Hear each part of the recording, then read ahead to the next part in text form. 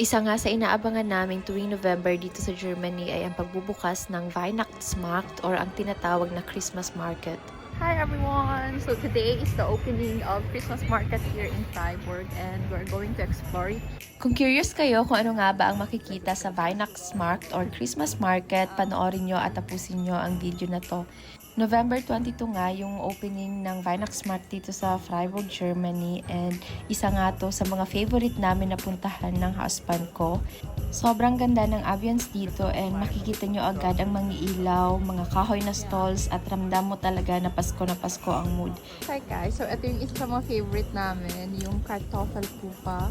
So yeah, ito try namin to. So yung akin is mit Knoblauch Creme und kay Habi ay may Apfelmus. Guys, paubos ko na yung isa. And it's already snowing.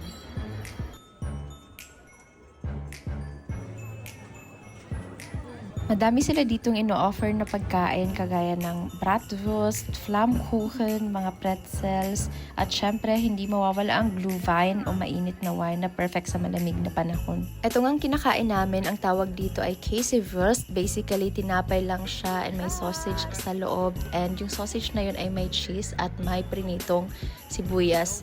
For 2 consecutive years nga ay palagi nagsisnow during the opening ng Weihnachtsmarkt and it made the moment more magical. And dito nga sa Weihnachtsmarkt, merong amusement area kung saan pwede mag-rides yung mga bata and sure ako hindi sila mabubot.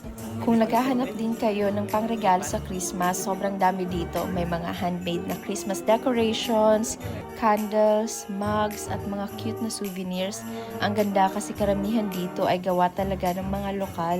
Bago nga kami umuwi ng bahay, napagdesisyon na namin na mag-hot chocolate and yung husband ko nag-order siya ng glühwein or yung mainit nila na wine. If ever man mapadpad kayo dito sa Europe or sa Germany tuwing Christmas season, huwag niyong papalampasin na bumisita sa Christmas market. And I can guarantee you 100% it's really worth it, hindi lang dahil sa pagkain, kundi pati na rin sa experience. Yun lamang guys, and maraming salamat sa panonood. Cheers!